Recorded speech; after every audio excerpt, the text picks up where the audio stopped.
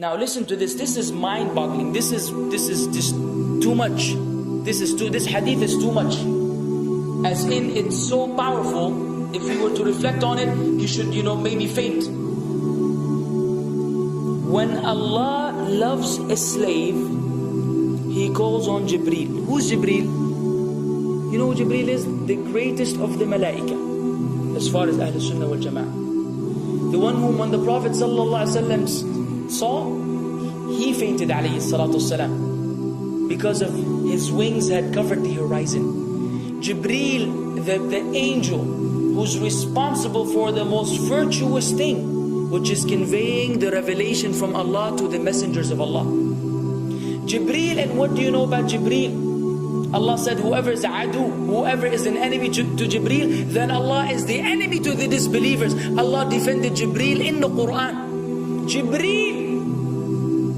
Jibreel, the one who took the Prophet ﷺ in Al-Isra al-Mi'raj, in the ascension to the heavens. Jibreel, the malak, which we don't know what to say about, because of his honor and his virtue in the sight of Allah.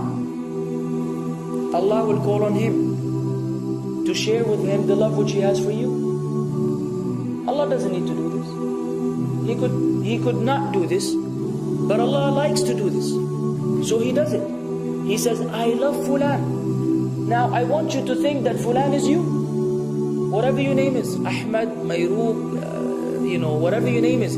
Imagine Allah above the heavens, above the throne, in His greatness and His majesty, which is beyond our human comprehension, calls out to Jibreel to inform him that He loves you. And then only that, فَأَحِبَّهُ, then He commands Jibreel to love you also. So Jibreel now loves you. Allah and Jibreel love you. But it doesn't end there. Jibreel then will call upon the inhabitants of the sama. Who are they? All the malaika. How many? We can't even count. Trillions and trillions of malaika which Allah created beyond our, again, human comprehension. All of them are commanded simultaneously to love you. First Jibreel says, Allah loves Fulan, so now you have to love him. Then all of the angels in the heavens love you. Then Allah will place acceptance for you on earth. So people will love you. Not everyone. You may be saying, why do I have enemies? People who love the Sunnah will love you. The people who love Allah and His Messenger will love you. The people who are upon the correct aqidah and methodology will love you. Other people may hate you because of a problem in them, not because of a problem in you. Because you may say, well, this fasiq, this evil, disobedient person doesn't love me. Don't expect him to love you. He loves people like himself. Who will love you? Righteous people. Righteous people. They don't know why. They don't even know why. You've never even given them $1 or a rial or a pound. You've never done anything for them. Maybe you scream at them. Maybe you do other things. It's Allah. Why? Because Allah had loved you first, then Jibreel had loved you first, then the malaika loved you afterwards, then Allah put acceptance for you on earth, so people have no choice but to love you. We ask Allah to make us among them. Now what better than that? What else do you want? What else do you want? What?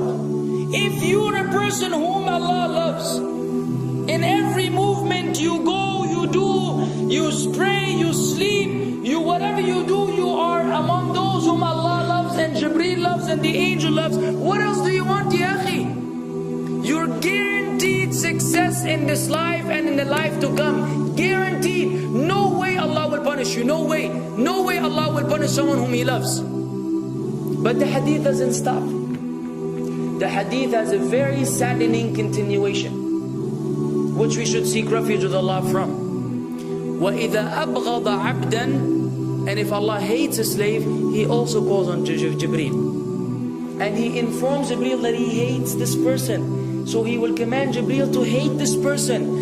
Then Jibreel will tell the angels to hate this person. Then Allah will put hatred for him on earth. La ilaha illallah. Imagine you walking upon the planet, the face of the earth which Allah created, while Allah hates you, and the angels hate you, and Jibreel hate you, and the righteous people hate you. What a sad state for a human being. And ikhwan, we could be one of those as well. If If you are prideful, arrogant, you are qualified for this hatred, because Allah does not love kulla mutakabbirin jabbar. Allah does not love the arrogant, the prideful. If you go against the sunnah, then Allah does not love those who go against the sunnah. If you don't observe taqwa, and you don't observe ihsan, and you don't observe tawbah and tatahur, then again we are disqualified. If you, many things which we can mention, many things which will bring about Allah's hatred and deprive us of Allah's love. It's a very sensitive situation, meaning right now, you have to be one of these two. Either Allah loves you or He doesn't. But there's always good news, even for those people whom we can be amongst. It's not too late because you're alive. It's not too late because it's Ramadan. It's not too late because you're breathing. Even if you led a life of someone who had attained Allah's hatred, if you were to return to Allah, then Allah will love you and be happier.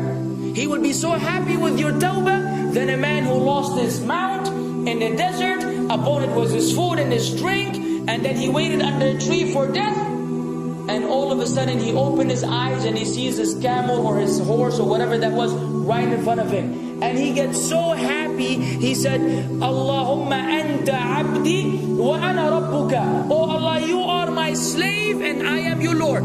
Kufr. He said a statement of kufr, but the Prophet ﷺ said, أَخْطَأَ مِنْ شِدَّةِ الْفَرَحِ. He made a mistake because he's so happy.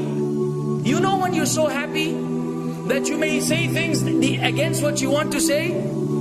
When you're so happy that you just, you say words that mean nothing to anyone? Allah is happier when you return to Him than that person. What else do we want? For how long are we going to stay away from Allah? For how long are we going to lead the life of the heedless? For how long are we going to go against the sunnah? What are you waiting for? Death? Death. حتى إذا جاء أحدهم الموت قال رب ارجعون لعلي أعمل صالحا فيما تركت كلا.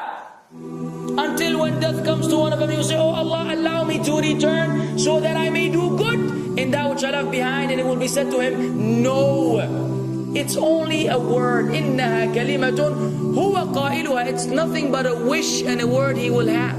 It will not be fulfilled.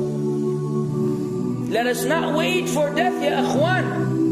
If each one of us here, by Allah, if each one of us here acted upon the sunnah, lived according to the sunnah, and invited people to the sunnah, and enjoyed what is good, and forbade what is evil, wallah, we will make a major change in the city in which we live. And if Muslims hearing this all over the world had that same attitude, then we will change the condition of the whole ummah. So no enemy can come and play games with us. We will squash them, all of them. Because Allah will defend. إِن تَنْصُرُ اللَّهِ يَنْصُرْكُمْ وَيُثَبِّتْ أَقْدَامَكُمْ. If you aid Allah's deen, Allah will aid you and will keep your feet firm. But we don't even live according to the sunnah, let alone be given victory over the enemies. So we're being humiliated in everywhere we go in the world. So let us make that change. Now that Ramadan is here, now that you've been given this sudden inclination towards good, if we don't succeed, if we don't take advantage of this month, wallahi, we are losers. If Ramadan ends and you are the same way you were before Ramadan began, then one of us is a loser. If we don't return to Allah after Ramadan, then we are losers as well. So tonight, bi'idhnillah, always on our mind, attaining Allah's love, acquiring Allah's love, fetching for the sunnah, and acting upon it whenever we're able to do so.